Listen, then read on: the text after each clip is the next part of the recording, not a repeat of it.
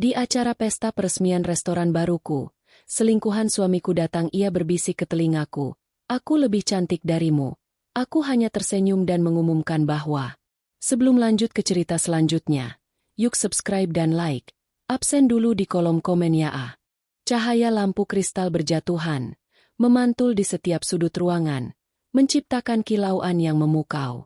Di pusat kota yang gemerlap, El Amor de la Cuisine berdiri megah, sebuah restoran baru yang menjanjikan pengalaman kuliner tak terlupakan. Malam ini, bukan hanya sebuah acara peresmian, melainkan puncak dari mimpi yang telah diperjuangkan selama bertahun-tahun. Wanita yang berdiri tegak di tengah panggung, dengan gaun malam berwarna merah marun yang elegan, adalah Sarah.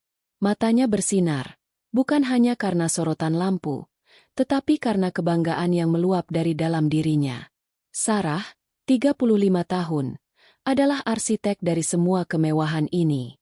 Ia seorang pengusaha sukses yang membangun kerajaannya sendiri, dari bisnis catering kecil yang dimulai di dapur apartemennya hingga kini memiliki restoran mewah di salah satu gedung paling bergengsi di kota.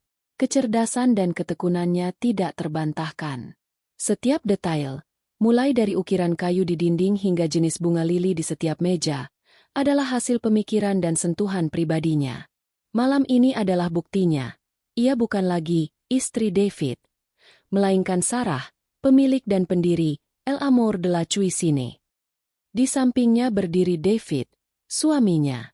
David adalah pria yang tampan, dengan senyum ramah yang memikat banyak orang. Di mata publik, mereka adalah pasangan sempurna.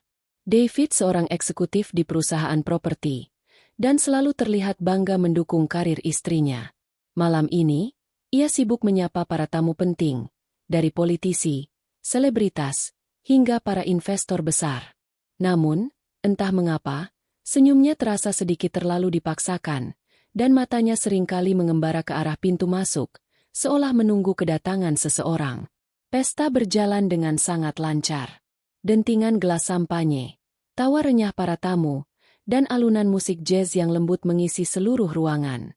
Sarah menikmati setiap momen, berinteraksi dengan para tamu, dan berbagi kisah tentang inspirasi di balik setiap menu. Ia merasa berada di puncak dunia. Namun, ketenangan itu tiba-tiba terganggu saat sebuah bisikan halus mengalir di telinganya. Sebuah bisikan yang lebih tajam dari pecahan kaca.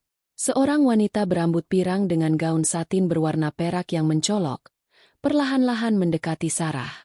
Wanita itu memiliki mata yang tajam dan senyuman yang terlalu percaya diri. Ia adalah Clara. Clara adalah wanita yang seringkali David temui secara diam-diam. Selama berbulan-bulan, Sarah telah mengetahui tentang perselingkuhan mereka. Ia menemukan jejak pesan, melihat foto-foto yang tidak seharusnya ada, dan merasakan perubahan sikap David. Namun, ia memilih untuk diam, menunggu waktu yang tepat. Malam ini, ia menyadari bahwa waktu itu telah tiba. Clara berhenti tepat di belakang Sarah. Tanpa ragu, ia membungkuk sedikit dan berbisik ke telinga Sarah. Kata-kata yang ia ucapkan begitu sederhana, namun membawa beban yang menghancurkan. "Aku lebih cantik darimu, Sarah." Bisikan itu bukan hanya sebuah pernyataan, melainkan sebuah deklarasi perang. Sebuah upaya untuk merendahkan, untuk menunjukkan dominasi, dan untuk merusak kebahagiaan Sarah di malam yang paling penting dalam hidupnya. Sarah merasakan seluruh tubuhnya menegang. Ia bisa saja berteriak, menampar wajah wanita itu, atau bahkan menangis. Tetapi ia tidak melakukan apapun dari itu. Di tengah keramaian, ia hanya tersenyum. Bukan senyuman pahit, bukan juga senyuman sedih. Itu adalah senyuman dingin, senyuman yang hanya bisa dipahami oleh orang-orang yang telah merasakan kekecewaan yang mendalam namun telah menemukan kekuatan di dalamnya. Ia membalikkan badan, menatap Clara tepat di mata. Senyumannya melebar, dan ia melihat sekilas keraguan di mata Clara. Clara tidak menyangka akan mendapatkan respon seperti itu. Ia mengharapkan sebuah amarah, bukan sebuah ketenangan yang menakutkan. Tanpa membuang waktu, Sarah melangkah menjauh dari Clara. Jantungnya berdebar kencang, tetapi pikirannya sangat jernih. Ia berjalan menuju panggung tempat David sedang berbicara dengan seorang wali kota. David melihat Sarah datang dan tersenyum, mengira Sarah akan memberinya sebuah pujian atau mengajaknya berbicara dengan wali kota. Tetapi David tidak tahu, Sarah tidak datang untuk memuji, melainkan untuk membakar semua jembatan di antara mereka. Sarah dengan sopan mengambil mikrofon dari tangan David. Kerumunan menjadi hening, penasaran dengan apa yang akan dikatakan oleh sang pemilik restoran. David menatapnya dengan bingung, tetapi tidak berani menginterupsi. Ia mengira Sarah akan memberikan pidato sambutan terakhir. Sarah berdiri di sana, menatap ribuan wajah yang bersinar. Ada kebanggaan, kekaguman, dan rasa hormat di mata mereka. Ia tersenyum, senyuman yang kini terlihat tulus, dan berkata dengan suara yang jelas dan mantap. Selamat malam, semuanya. Terima kasih atas kehadiran Anda semua di malam yang sangat spesial ini. Saya, Sarah, sangat berterima kasih atas dukungan Anda. Para tamu bertepuk tangan meriah. David tersenyum bangga, menepuk bahu Sarah. Namun, Sarah melanjutkan, dengan nada suara yang sedikit berubah. Ada satu pengumuman penting yang harus saya sampaikan kepada Anda semua. Seketika, keheningan kembali memenuhi ruangan. Peresmian restoran ini adalah awal dari babak baru dalam hidup saya. Dan untuk memulai babak itu, saya ingin mengumumkan bahwa saya akan menceraikan suami saya, David. Suara kegaduhan langsung memecah keheningan. Bisik-bisik dan gumaman terdengar di mana-mana. Wajah David seketika pucat pasi. Ia mencoba meraih tangan Sarah, tetapi Sarah menjauhkan diri. Mata David beralih ke arah Clara yang berdiri di kejauhan. Wajahnya juga terlihat kaget dan panik. Lebih dari itu, Sarah melanjutkan, tidak memedulikan kegaduhan yang terjadi. Saya ingin menegaskan di hadapan Anda semua bahwa semua harta saya, termasuk restoran ini, semua aset bisnis yang saya miliki, dan warisan yang saya terima dari orang tua saya, sepenuhnya dan secara sah hanya akan menjadi milik saya seorang. Kalimat itu bagai petir yang menyambar. David kini benar-benar terdiam. Tiba-tiba, ia menyadari arti senyuman Sarah yang dingin. Senyuman itu bukan kekalahan, melainkan kemenangan. David tidak bisa berkata-kata. Tubuhnya terasa kaku. Malam yang seharusnya menjadi malam paling bahagia bagi Sarah dan David, kini menjadi saksi bisu dari kehancuran sebuah pernikahan dan kebangkitan seorang wanita. Sarah, dengan tatapan yang penuh kekuatan, menatap suaminya dan selingkuhannya, dan ia tahu, permainan telah dimulai. Pengumuman Sarah bagaikan bom yang meledak, memecah keheningan malam dan meninggalkan sisa-sisa kehancuran. Udara di ruangan terasa membeku, dan sorot lampu panggung yang tadinya ramah kini terasa menusuk. David berdiri terpaku, wajahnya memerah padam, antara malu, marah, dan tak percaya. Ia mencoba memproses apa yang baru saja diucapkan Sarah.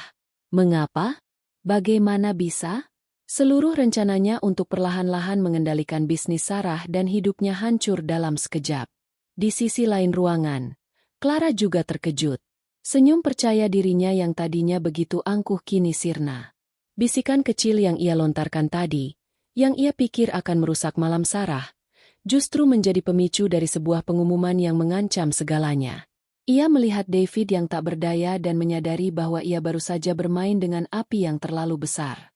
Sarah, dengan mikrofon masih di tangannya, menatap David dengan tatapan yang penuh kekuatan. Ia tak lagi melihat David sebagai suaminya, melainkan sebagai sosok asing yang berani mengkhianati kepercayaannya. Tanpa mengucapkan sepatah kata pun, ia mengembalikan mikrofon ke David dan berjalan pergi, meninggalkan suaminya dalam keheningan yang memalukan. Kerumunan mulai berbisik-bisik, dan beberapa tamu mulai pergi dengan canggung. Wartawan dan juru kamera yang tadinya sibuk meliput peresmian, kini bergegas mencari David untuk mendapatkan komentar. Pesta yang tadinya gemerlap kini berubah menjadi kekacauan. David, yang akhirnya tersadar dari keterkejutannya, berusaha memberikan senyuman palsu kepada para wartawan, tetapi ia tahu bahwa reputasinya sudah tercoreng malam itu. Setelah para tamu penting dan media beranjak pergi, yang tersisa hanyalah kekosongan di restoran mewah itu. David bergegas mencari Sarah. Dengan marah ia menemukannya di ruang kerja pribadi, sedang mengemasi dokumen-dokumen penting. Apa-apaan ini, Sarah? bentak David. Suaranya dipenuhi amarah. Kau tidak bisa mempermalukan aku seperti ini. Kita akan kehilangan segalanya. Sarah menoleh. Tatapannya tenang. Ia mengangkat salah satu dokumen di tangannya. Aku tidak mempermalukanmu, David. Kau yang mempermalukan dirimu sendiri. Aku hanya mengumumkan fakta. Fakta apa? Kita bisa bicara baik-baik. Mengapa kau harus mengumumkannya di depan semua orang? Kau gila, Sarah, teriak David, mencoba merebut dokumen dari tangan Sarah. Sarah dengan sigap menghindar. Aku gila? Kau pikir aku buta? Kau pikir aku tidak tahu apa yang kau dan wanita itu lakukan? Suara Sarah tidak meninggi, tetapi setiap katanya menusuk tajam. Aku sudah tahu tentang Clara sejak lama. Aku hanya menunggu momen yang tepat untuk mengakhiri sandiwara ini. David terdiam. Ia tidak menyangka Sarah telah mengetahui semuanya. Selama ini ia berpikir ia cukup cerdik menyembunyikan perselingkuhannya. Itu tidak ada hubungannya dengan bisnis kita. David mencoba berdalih. Restoran ini, bisnis kita, warisanmu, itu semua harta Gonogini. Aku punya hak atas semua itu. Sarah tersenyum dingin. Itu yang kau pikir. Tapi kau salah, David. Ia mengambil sebuah amplop besar dari mejanya dan melemparkannya ke David. Buka dan baca. Semua yang ada di dalam situ adalah bukti-bukti yang kau perlukan. David membuka amplop itu dengan tangan gemetar. Di dalamnya terdapat salinan dokumen hukum, perjanjian pranikah yang telah dimodifikasi oleh Sarah bertahun-tahun lalu, dan surat wasiat orang tua Sarah yang secara tegas menyatakan bahwa semua warisan hanya diberikan kepada Sarah seorang. Dokumen-dokumen itu juga dilengkapi dengan bukti-bukti perselingkuhan David yang tak terbantahkan, dari foto, pesan singkat, hingga rekaman percakapan. Sarah telah memikirkan semuanya dengan matang. Setiap aset, setiap saham, setiap properti yang aku miliki telah aku lindungi. Bahkan restoran ini. Kau tahu, aku memang memasukkan namamu sebagai salah satu komisaris, tetapi saham utamanya, 90% di antaranya, ada di tanganku. Sisa 10% akan aku serahkan kepada salah satu manajer terbaikku. Sarah menjelaskan dengan tenang. Kau tidak akan mendapatkan apapun. Aku tidak akan membiarkan kerja keras dan warisan orang tuaku jatuh ke tangan pengkhianat sepertimu. David membaca setiap baris dokumen itu. Ia menyadari bahwa ia telah terjebak. Sarah bukan lagi wanita yang bisa ia bodohi. Selama ini, ia mengira Sarah terlalu sibuk dengan bisnisnya untuk memerhatikan hal-hal kecil. Ia salah. Ia baru saja meremehkan kecerdasan Sarah. Di luar ruangan, Clara mendengar sebagian besar percakapan mereka. Ia tahu, rencananya untuk mendapatkan David dan kekayaannya telah gagal. David yang kini di hadapannya adalah pria yang tak berdaya, tanpa harta, dan tanpa masa depan. Clara tidak membuang waktu. Ia meninggalkan David dengan terburu-buru, kembali ke mobilnya, dan pergi. Ia tidak lagi melihat David sebagai tiket menuju kehidupan mewah, melainkan sebagai beban. David, yang kini ditinggalkan oleh kedua wanita dalam hidupnya, merasa dunia runtuh di sekelilingnya. Restoran yang tadinya menjadi lambang kesuksesannya kini terasa seperti penjara, sebuah monumen untuk kehancuran hidupnya. Ia menatap Sarah dengan tatapan yang penuh kebencian, tetapi juga ketakutan. Ini belum berakhir. Sarah, aku akan menggugatmu. Aku akan pastikan kau tidak bisa hidup tenang. Ancam David, suaranya serak. Sarah hanya tersenyum, senyuman yang sama dinginnya dengan bisikan Clara. Silakan, David. Permainan telah dimulai, dan kau sudah tahu siapa yang akan menang. Sarah membalikkan badannya dan berjalan keluar dari ruangan itu. Ia memandang restorannya yang kini kosong. Lampu-lampu kristal masih menyala, tetapi kilauannya tidak lagi terasa hangat. Malam itu, ia kehilangan seorang suami. Tetapi ia mendapatkan kembali kebebasannya. Ia tahu, jalan di depannya tidak akan mudah. Tetapi ia juga tahu bahwa ia tidak akan pernah menoleh ke belakang. Ia kini hanya Sarah, seorang wanita yang kuat, mandiri, dan siap menghadapi badai apapun yang datang. Malam peresmian yang penuh drama telah berlalu. meninggalkan kekosongan dan kehancuran yang nyata. Bagi David, kehancuran itu tidak hanya terjadi di restoran, tetapi juga di seluruh hidupnya. Ia kembali ke apartemen mewah mereka, yang kini terasa begitu dingin. Clara, yang meninggalkannya begitu saja, tidak menjawab panggilan teleponnya. Ia tahu Clara hanya ingin berada di sisinya saat ia memiliki segalanya. Sekarang, ia tidak punya apa-apa. David yang tadinya penuh percaya diri, kini duduk tertekan di sofa, memegang amplop berisi dokumen-dokumen yang Sarah berikan. Ia membacanya lagi, kali ini dengan lebih teliti, dan setiap kata terasa seperti palu yang menghancurkan harapannya.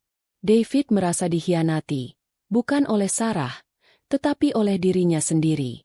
Ia terlalu sombong, terlalu meremehkan istrinya. Selama ini, ia mengira ia adalah orang yang memegang kendali. Namun, ternyata Sarah adalah dalang di balik semua itu. Ia telah merencanakan semuanya, selangkah lebih maju dari David. Pikirannya dipenuhi oleh amarah dan dendam. Ia tidak bisa menerima kekalahan ini. Ia akan melawan. Ia akan memastikan Sarah tidak bisa hidup tenang. Pagi harinya, David dengan tergesa-gesa menghubungi pengacara keluarganya. Pria bernama Bapak Wijaya, seorang pengacara senior yang sudah menangani kasus-kasus hukum keluarga mereka selama bertahun-tahun. David dengan penuh emosi menceritakan apa yang terjadi. Bapak Wijaya mendengarkan dengan sabar, tetapi ekspresinya menunjukkan kekhawatiran yang mendalam. "David, apa kau yakin Sarah memiliki semua bukti ini?" tanya Bapak Wijaya. Suaranya terdengar serius. "Perjanjian pranikah yang dimodifikasi, surat wasiat yang jelas, dan bahkan bukti-bukti perselingkuhanmu? Ini bukan kasus yang mudah. Saya yakin. Tapi pasti ada celah, kan? Kita bisa menuntutnya. Kita bisa bilang bahwa dia sengaja menjebak saya, mempermalukan saya di depan publik.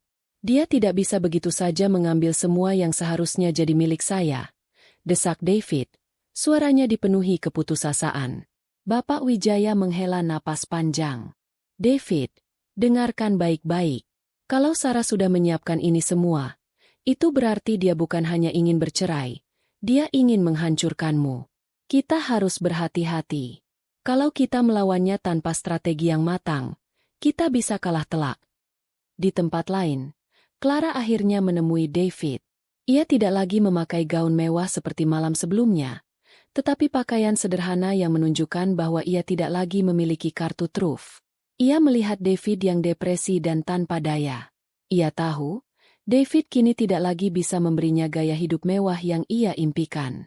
Namun, ia tidak mau menyerah begitu saja. Ia meyakinkan David untuk terus berjuang.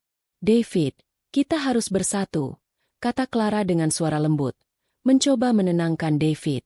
"Kita bisa melawan Sarah. Kita bisa bilang kalau dia adalah wanita gila yang cemburu. Kita bisa memutarbalikkan fakta." David, yang terlalu kalut untuk berpikir jernih, mengangguk. Ia termakan bujuk rayu Clara.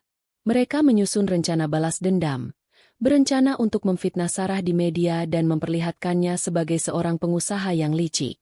Sementara David dan Clara sibuk menyusun rencana mereka, Sarah duduk di ruang kerjanya yang luas dan elegan. Ia tidak sendiri.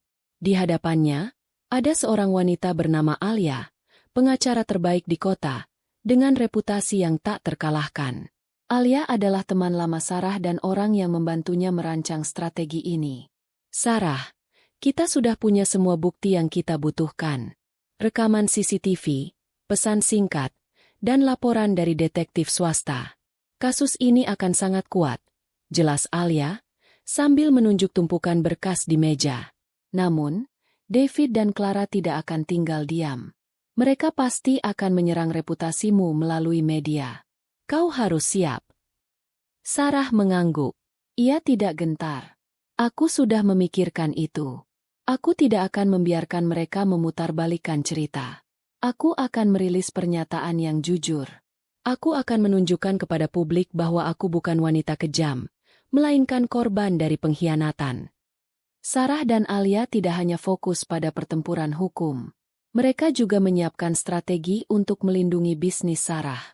Mereka mengantisipasi kemungkinan David dan Clara mencoba merusak bisnisnya, baik dengan menyebarkan rumor buruk atau mencoba membujuk para investor untuk menarik modal mereka. Sarah telah berkoordinasi dengan tim manajemennya, memberikan mereka pengarahan yang jelas dan memastikan bahwa bisnis tetap berjalan normal. Beberapa hari kemudian, David dan Clara memulai serangan mereka. Mereka mengadakan konferensi pers kecil, di mana David mencoba menggambarkan dirinya sebagai korban. Ia menuduh Sarah telah mengendalikan dan memanipulasi kehidupannya. Clara, dengan air mata palsu, menceritakan kisah yang dibuat-buat tentang bagaimana ia hanya seorang wanita yang terjebak dalam hubungan yang tidak sehat. Mereka berusaha keras untuk mendapatkan simpati dari publik. Namun, seperti yang sudah diperkirakan Sarah, rencananya berjalan dengan sangat baik. Tepat setelah konferensi pers David dan Clara berakhir, Sarah merilis sebuah pernyataan yang menyentuh hati melalui akun media sosialnya dan disebarkan oleh media-media besar. Pernyataan itu menceritakan pengorbanannya dalam membangun bisnis, dukungannya terhadap David, dan rasa sakitnya saat mengetahui perselingkuhan mereka. Ia juga menyertakan beberapa tangkapan layar pesan singkat yang menunjukkan bagaimana David secara terang-terangan mengkhianatinya. Reaksi publik sangat cepat. Dukungan dan simpati mengalir deras kepada Sarah. Banyak orang, terutama para wanita, merasa terhubung dengan ceritanya. Mereka menganggap Sarah sebagai simbol kekuatan dan keberanian. Restoran El Amour de la Cuisine justru semakin ramai.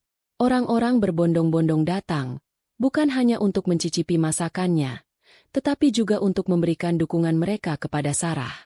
Sementara itu, David dan Clara justru mendapat cibiran dari publik. Reputasi David yang tadinya baik, kini hancur lebur. Pertarungan hukum belum dimulai, tetapi pertarungan di mata publik telah dimenangkan oleh Sarah.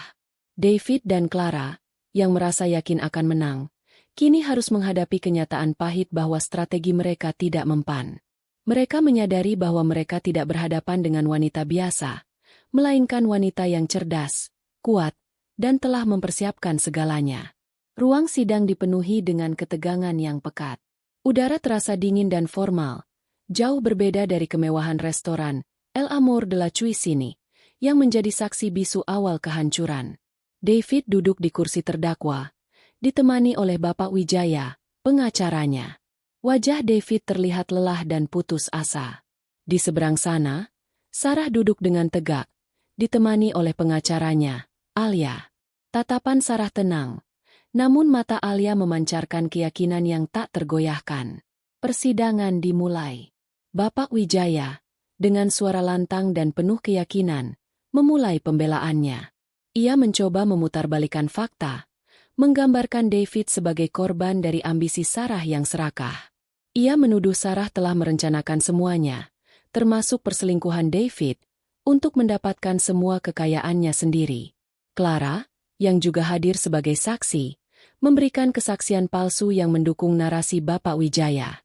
Ia berakting seolah-olah ia hanya seorang wanita yang dimanfaatkan oleh Sarah untuk memicu masalah, dan bahwa ia dan David memiliki hubungan yang tulus dan tidak bersalah.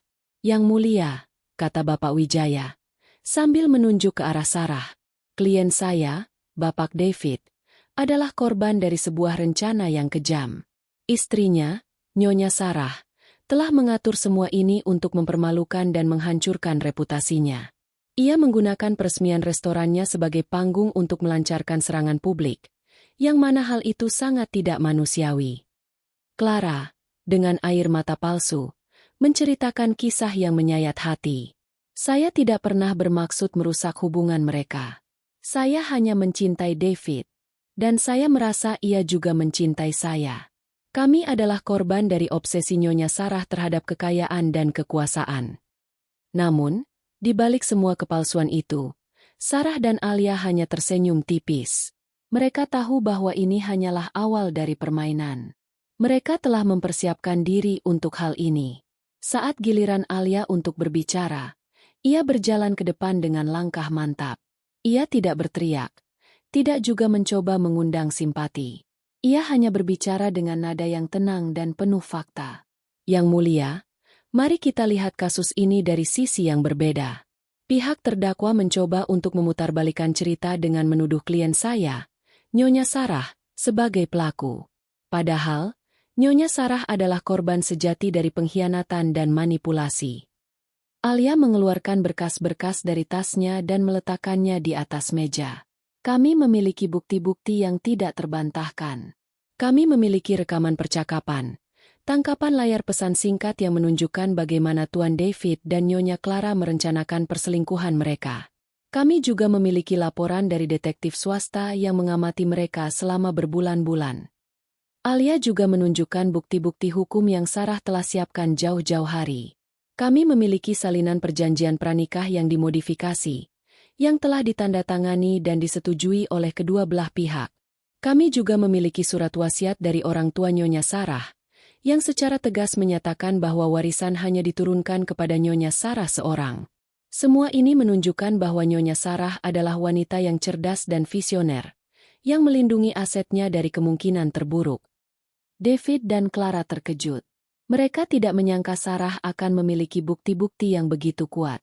Mata David melebar saat ia melihat foto-foto dirinya dan Clara sedang makan malam romantis, dan pesan-pesan mesra yang ia kirimkan.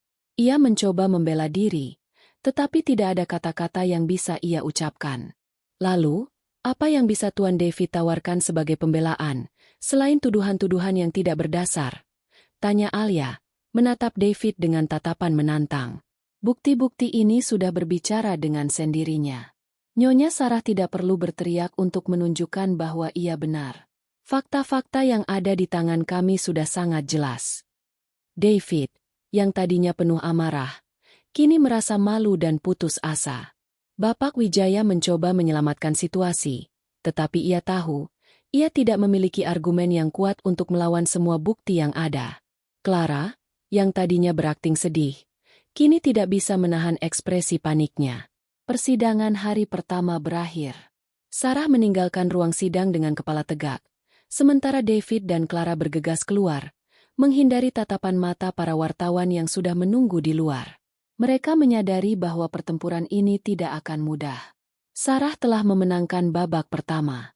Kekalahan telak di ruang sidang tidak hanya meninggalkan rasa malu, tetapi juga membakar amarah David dan Clara. Mereka keluar dari gedung pengadilan dengan langkah terburu-buru, mencoba menghindari puluhan wartawan yang sudah menunggu.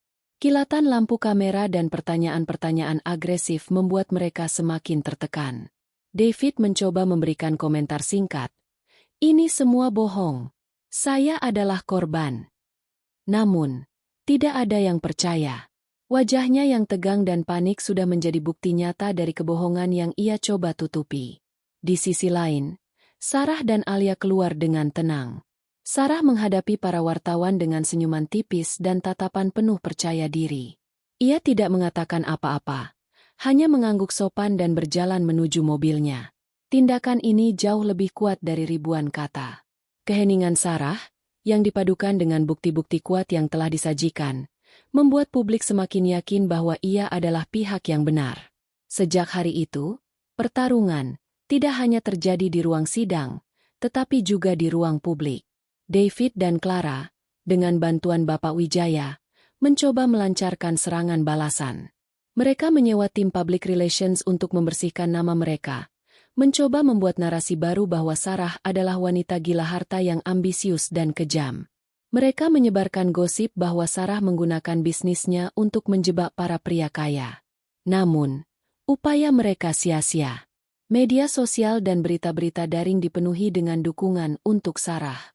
Sebuah tagar "Kami bersama Sarah" menjadi trending, dan para netizen membanjiri akun-akun media sosial David dan Clara dengan kecaman.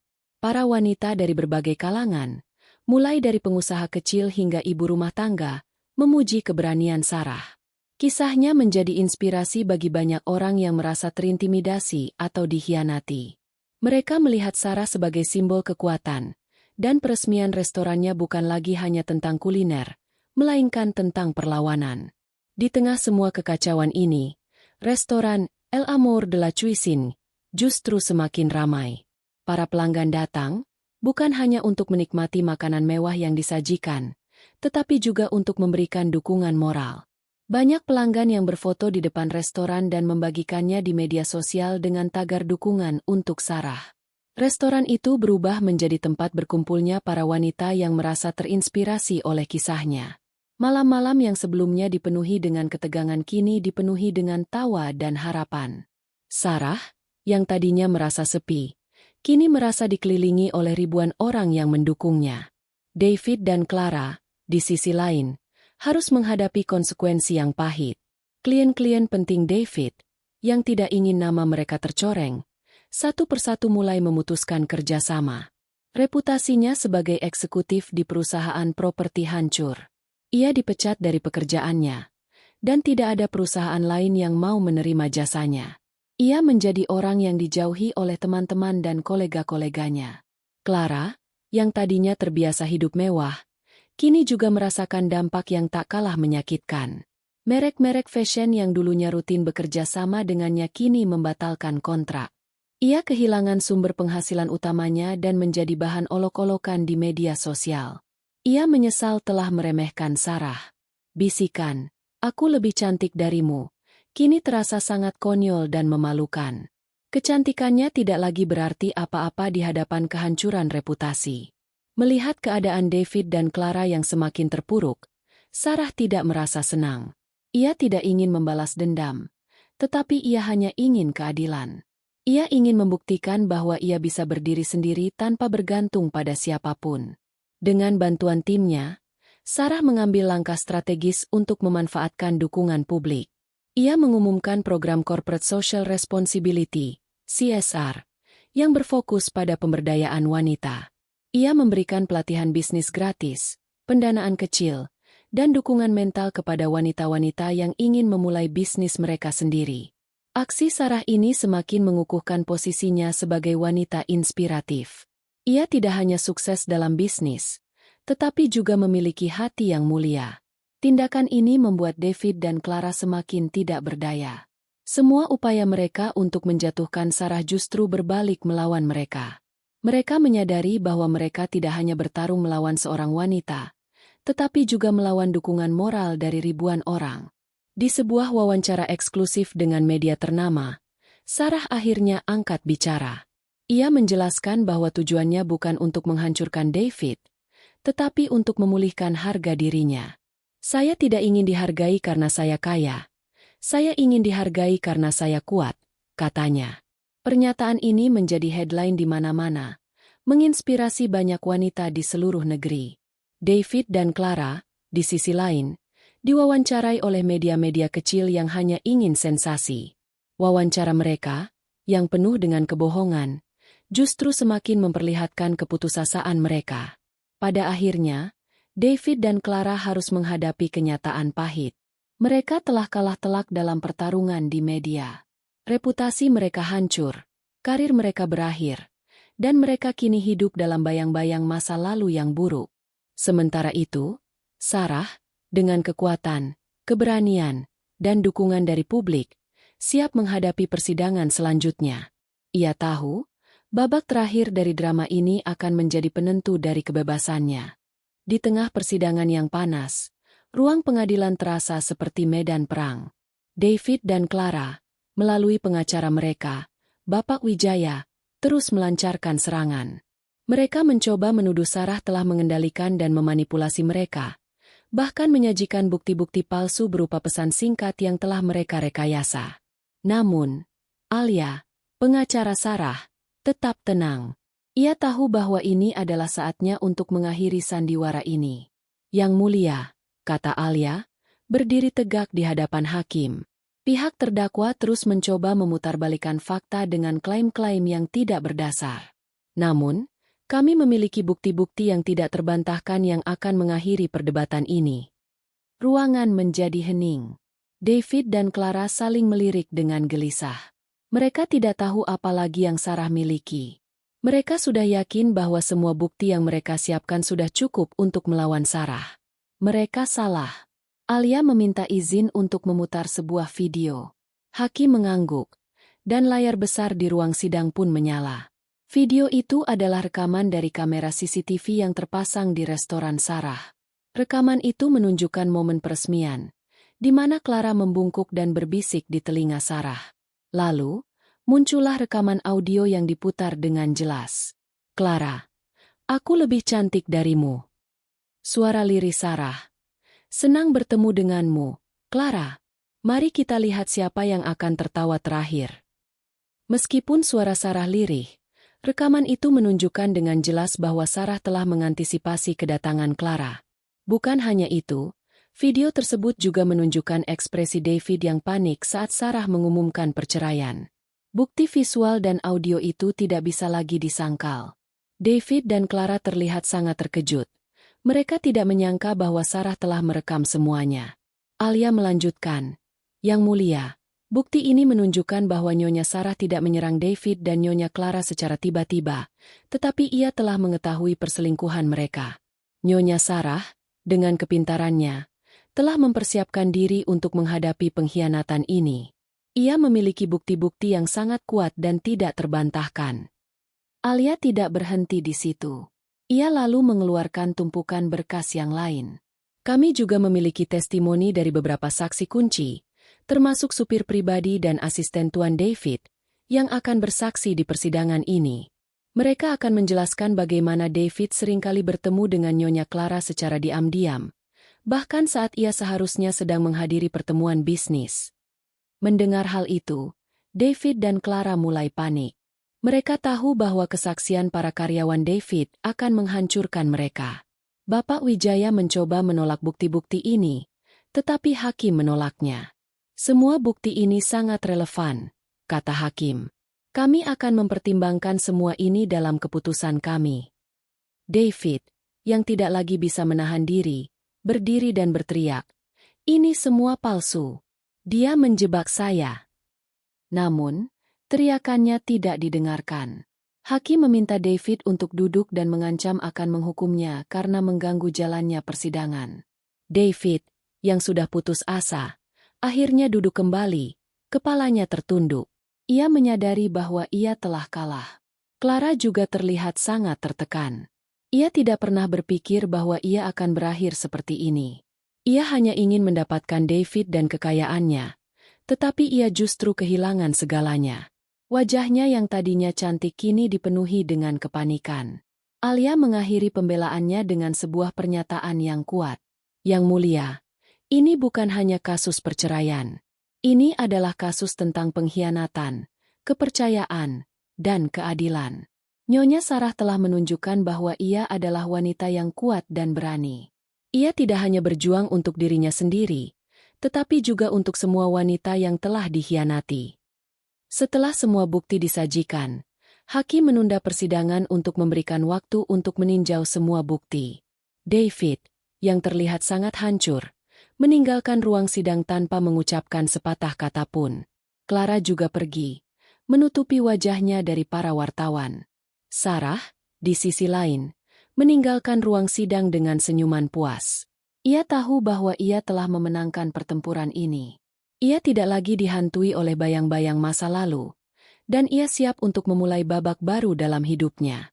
Keputusan pengadilan akhirnya keluar, mengakhiri pertempuran yang panjang dan melelahkan. Hakim, dengan tegas, membacakan putusannya. David dinyatakan bersalah atas pengkhianatan dan manipulasi. Semua klaimnya atas harta Gonogini ditolak mentah-mentah. Restoran, El Amor de la Cuisine, seluruh aset bisnis, dan warisan dari orang tua Sarah sepenuhnya dan sah menjadi milik Sarah seorang. David tidak mendapatkan apapun. Keputusan itu bagaikan hukuman mati bagi David. Ia berdiri membeku, tidak bisa mempercayai apa yang baru saja ia dengar. Bapak Wijaya, pengacaranya, mencoba menenangkannya, tetapi David tidak mendengarkan. Ia merasa dunia di sekelilingnya runtuh. Ia menatap Sarah, yang kini tersenyum tipis, sebuah senyuman yang penuh kemenangan. Ia menyadari bahwa ia telah kalah. Di luar gedung pengadilan, kerumunan wartawan menyambut Sarah dan Alia dengan tepuk tangan meriah. Mereka memuji keberanian dan kekuatan Sarah. Di sisi lain, David dan Bapak Wijaya keluar dengan kepala tertunduk. Kilatan lampu kamera dan pertanyaan-pertanyaan agresif menyudutkan mereka. David, yang tadinya penuh percaya diri, kini menjadi sasaran empuk media. Kejatuhan David tidak hanya terjadi di ruang sidang. Reputasinya di dunia bisnis hancur lebur. Kabar tentang perselingkuhan dan kekalahannya di pengadilan menyebar dengan cepat.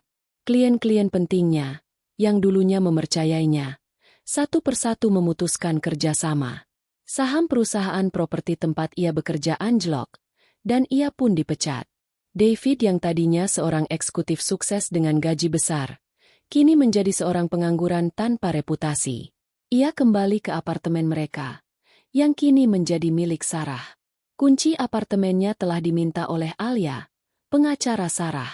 Ia tidak bisa masuk. Semua barang-barang pribadinya sudah dikemas dalam beberapa koper dan diletakkan di lobi. David berdiri di sana, melihat tumpukan barang-barangnya, dan menyadari bahwa ia telah kehilangan segalanya. David mencoba menghubungi Clara, tetapi nomornya tidak aktif. Clara, yang melihat kejatuhan David, telah pergi meninggalkannya. Ia tidak mau ikut terlibat dalam kehancuran David. Ia mencari pria lain yang bisa memberinya kehidupan mewah yang ia impikan.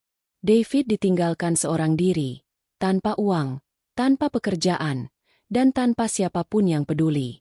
Ia terpaksa pindah ke sebuah apartemen kecil dan kotor di pinggir kota. Kehidupan yang tadinya penuh kemewahan, kini berubah menjadi kesengsaraan. Ia harus mencari pekerjaan baru, tetapi tidak ada perusahaan yang mau menerima dirinya. Reputasinya telah hancur. David, yang tadinya menempati posisi puncak, kini harus memulai semuanya dari bawah. Malam itu, David duduk di apartemen barunya yang sunyi. Ia menatap foto pernikahan dirinya dengan Sarah. Ia melihat wajah Sarah yang tersenyum bahagia, dan ia merasakan penyesalan yang mendalam. Ia menyadari betapa bodohnya ia telah mengkhianati seorang wanita yang begitu sempurna. Sarah tidak hanya cantik dan cerdas, tetapi juga setia dan penuh kasih. Ia telah menukar berlian dengan batu kerikil. Dan kini, ia harus menghadapi konsekuensi dari kesalahannya seorang diri. Di sisi lain, Sarah merayakan kemenangannya. Ia mengadakan makan malam kecil di restorannya bersama Alia dan beberapa teman dekatnya. Ia tidak merasa dendam, hanya merasa lega. Ia telah mendapatkan kembali kebebasannya. Ia kini adalah seorang janda yang mandiri, sukses, dan siap untuk memulai babak baru dalam hidupnya. 2 bulan telah berlalu sejak keputusan pengadilan. Bagi David, waktu terasa bergerak begitu lambat, penuh dengan penyesalan dan kesengsaraan. Kehidupan mewahnya kini tinggal kenangan. Apartemen kecil yang ia tinggali terasa seperti penjara, penuh dengan kesunyian dan kesepian. Tidak ada lagi panggilan telepon dari klien-klien penting, tidak ada lagi undangan pesta, dan tidak ada lagi yang mau berurusan dengannya. Namanya di dunia bisnis telah menjadi racun. David mencoba mencari pekerjaan, tetapi setiap kali ia mengirimkan lamaran, ia selalu ditolak. Reputasinya telah mendahuluinya. Setiap manajer HR tahu bahwa ia adalah pria yang mengkhianati istrinya dan kehilangan segalanya karena keserakahannya. David, yang tadinya penuh kesombongan, kini harus menghadapi kenyataan pahit bahwa ia tidak memiliki apa-apa selain nama buruk. Di sisi lain, Clara juga mengalami nasib yang tidak jauh berbeda. Setelah meninggalkan David, ia mencoba mencari pria kaya lain, tetapi tidak ada yang mau. Cerita perselingkuhannya dengan David dan kekalahan mereka di pengadilan telah tersebar luas. Ia menjadi bahan gosip dan olok-olokan di media sosial. Kecantikan yang tadinya ia banggakan tidak lagi berarti apa-apa. Ia kehilangan semua kontrak kerjanya sebagai model dan influencer. Clara, yang terbiasa hidup mewah, kini harus bekerja di sebuah kafe kecil untuk menyambung hidup. Ia tidak lagi bisa membeli tas bermerek atau memakai gaun desainer. Ia harus menghadapi kenyataan bahwa ia telah menukar kehidupannya yang nyaman dengan kehancuran. Ia menyesal telah mendekati David, yang ternyata tidak sekuat dan sekaya yang ia kira. Suatu sore, David duduk di sebuah taman yang ramai, memperhatikan anak-anak kecil bermain. Ia teringat kembali pada masa-masa indahnya bersama Sarah. Ia teringat bagaimana Sarah selalu mendukungnya, bahkan saat ia sedang berada di titik terendah. Ia teringat bagaimana Sarah membangun bisnisnya sendiri, dengan kerja keras dan ketekunan. Ia menyadari betapa bodohnya ia telah menukar wanita yang tulus mencintainya dengan seorang wanita yang hanya menginginkan uangnya. Air matanya menetes, mengalir di pipinya yang kotor. Ia merasa sangat bersalah. Ia menyesali semua yang telah ia lakukan. Ia menyesal telah mengkhianati Sarah, wanita yang telah menemaninya dari nol hingga sukses. Ia menyesal telah meremehkan kecerdasan Sarah, dan kini ia harus menghadapi konsekuensi dari kesalahannya seorang diri. Di sisi lain, Clara, yang kini bekerja di kafe, melihat berita di televisi. Di layar, ada Sarah, sedang memberikan pidato di sebuah acara amal yang diselenggarakannya. Sarah terlihat begitu anggun dan bahagia. Ia berbicara tentang pentingnya keberanian dan kekuatan bagi para wanita. Ia kini tidak hanya seorang pengusaha sukses, tetapi juga seorang inspirasi. Melihat Sarah yang begitu bahagia, Clara merasakan sakit di hatinya. Ia tahu, ia telah membuat kesalahan terbesar dalam hidupnya. Bisikan, "Aku lebih cantik darimu," kini terasa seperti ironi yang menyakitkan. Kecantikannya telah memudar seiring dengan kehancuran reputasinya, sedangkan Sarah semakin bersinar dengan keberanian dan kekuatannya. Di bab ini, David dan Clara harus menghadapi konsekuensi dari perbuatan mereka. Mereka ditinggalkan oleh orang-orang yang mereka cintai, dan mereka harus memulai semuanya dari nol. Kehidupan mewah yang mereka impikan kini menjadi sebuah mimpi buruk. Dan di tengah semua itu, mereka merasakan penyesalan yang mendalam. Mereka menyadari bahwa yang terpenting dalam hidup bukanlah harta atau kekuasaan, tetapi cinta dan kesetiaan. 1 tahun telah berlalu sejak malam peresmian yang penuh drama, dan hidup Sarah kini terasa seperti lukisan baru yang penuh dengan warna-warna cerah. Statusnya sebagai janda, yang tadinya mungkin dianggap sebagai aib oleh beberapa orang, kini menjadi simbol kemandirian dan kekuatan. Ia tidak lagi melihat dirinya sebagai korban, melainkan sebagai seorang pejuang yang berhasil memenangkan pertempuran terpenting dalam hidupnya. Keputusan berani yang ia ambil di malam peresmian itu telah membuka pintu-pintu baru menuju kebebasan dan kebahagiaan. Restoran El Amor de la Cuisine kini menjadi salah satu restoran paling populer di kota. Dukungan publik yang ia dapatkan, dipadukan dengan kualitas masakan yang tak terbantahkan, membuat bisnisnya berkembang pesat. Sarah, dengan visi yang jauh ke depan, tidak hanya puas dengan satu cabang. Ia membuka cabang kedua di kawasan bisnis elit, memperluas jangkauan pasarnya dan mempekerjakan lebih banyak orang. Mereknya kini menjadi ikon, bukan hanya dalam dunia kuliner, tetapi juga sebagai inspirasi bagi para wanita di seluruh negeri. Sarah tidak lagi harus bekerja keras untuk membuktikan dirinya. Ia kini bekerja keras untuk menginspirasi orang lain. Selain kesuksesan profesional, kehidupan pribadi Sarah juga mengalami perubahan yang signifikan. Ia menemukan kembali kebahagiaan dalam kesendirian. Apartemen yang dulunya terasa dingin dan sepi tanpa David, kini terasa hangat dan nyaman. Ia menghabiskan malam-malamnya dengan membaca buku, menonton film, atau sekadar menikmati secangkir teh panas sambil memandang pemandangan kota dari balkonnya. Ia tidak lagi terburu-buru untuk menemukan pasangan baru, karena ia menyadari bahwa kebahagiaan sejati berasal dari dalam dirinya sendiri. Persahabatan juga menjadi bagian penting dalam hidupnya. Alia, pengacara yang menjadi teman dekatnya, seringkali datang untuk makan malam atau sekadar berbagi cerita. Mereka sering tertawa saat mengingat kembali bagaimana David dan Clara mencoba memutarbalikkan fakta, dan bagaimana mereka akhirnya kalah telak. Persahabatan mereka didasari oleh rasa hormat dan kekaguman. Alia mengagumi keberanian Sarah, dan Sarah berterima kasih atas dukungan Alia yang tak tergoyahkan. Sarah juga mengambil waktu untuk kembali ke hobi lamanya. Ia mulai belajar melukis lagi. Kuas dan kanvas menjadi media untuknya mengekspresikan perasaannya. Lukisan-lukisannya, yang penuh dengan warna-warna cerah, mencerminkan kebahagiaan dan kebebasan yang ia rasakan. Ia tidak lagi melukis pemandangan yang gelap dan suram, melainkan pemandangan yang penuh dengan harapan dan masa depan. Suatu pagi, saat ia sedang berjalan-jalan di taman, ia melihat David dari kejauhan. David terlihat sangat berbeda. Pakaiannya lusuh, wajahnya kuyu, dan ia terlihat sangat depresi. Ia berjalan sendiri, tanpa Clara, tanpa teman, tanpa siapapun. Sarah tidak merasakan dendam atau kepuasan. Yang ia rasakan hanyalah rasa kasihan. Ia menyadari bahwa David telah mendapatkan balasan dari perbuatannya, dan ia tidak perlu lagi melakukan apapun. Ia telah mendapatkan keadilan, dan ia telah mendapatkan kebebasannya. Malam itu, saat ia sedang makan malam sendirian di restorannya, ia melihat ke arah cermin.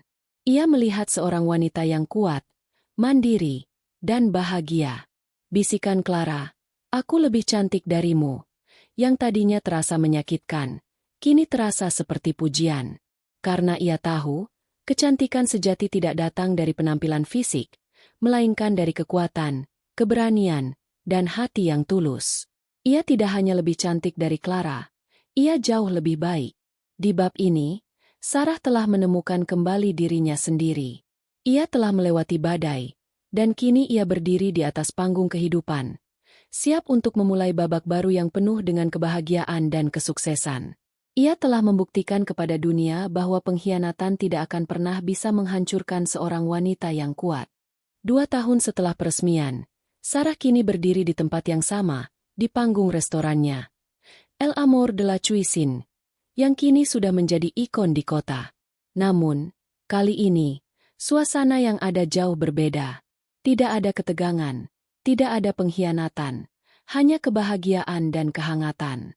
Malam itu, ia tidak mengadakan pesta peresmian, melainkan sebuah acara amal untuk yayasan yang ia dirikan, Wanita Berani. Yayasan ini berfokus pada pemberdayaan wanita yang mengalami kekerasan dalam rumah tangga atau pengkhianatan, memberikan mereka dukungan mental, pelatihan bisnis, dan modal usaha. Kisah Sarah telah menginspirasi ribuan wanita di seluruh negeri, dan yayasannya menjadi mercusuar harapan bagi mereka. Sarah naik ke panggung dengan gaun malam yang sederhana namun elegan. Ia melihat ke sekeliling ruangan, menatap wajah-wajah yang penuh dengan senyuman dan kebanggaan. Alia, pengacaranya, duduk di barisan depan, tersenyum bangga. Ia kini tidak hanya menjadi pengacara, tetapi juga penasihat hukum di Yayasan Sarah. Sarah mengambil mikrofon, dan dengan suara yang tenang, ia memulai pidatonya. "Selamat malam, semuanya. Terima kasih atas kehadiran Anda semua. 1,5 tahun yang lalu, di panggung ini, saya membuat sebuah pengumuman yang mengubah hidup saya. Saya mengumumkan perceraian saya. Saat itu, saya merasa dunia saya runtuh.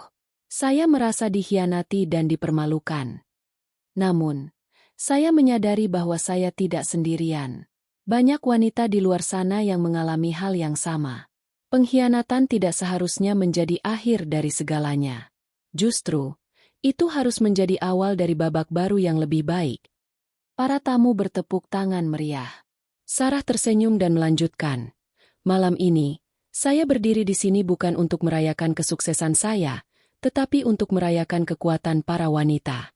Yayasan Wanita Berani adalah bukti bahwa kita bisa bangkit dari kehancuran dan menjadi lebih kuat. Kita bisa membangun kembali hidup kita, dan kita bisa menemukan kebahagiaan sejati." Pidato Sarah yang menyentuh hati membuat banyak wanita meneteskan air mata. Sarah, yang tadinya adalah seorang pengusaha sukses, kini menjadi seorang pemimpin yang menginspirasi. Ia telah membuktikan bahwa keberanian dan kekuatan jauh lebih penting daripada harta dan kekuasaan. Malam itu, di tengah acara amal, Sarah melihat ke arah cermin. Ia melihat seorang wanita yang kuat, mandiri, dan bahagia. Bisikan Clara, "Aku lebih cantik darimu." Yang tadinya terasa menyakitkan, kini terasa seperti pujian.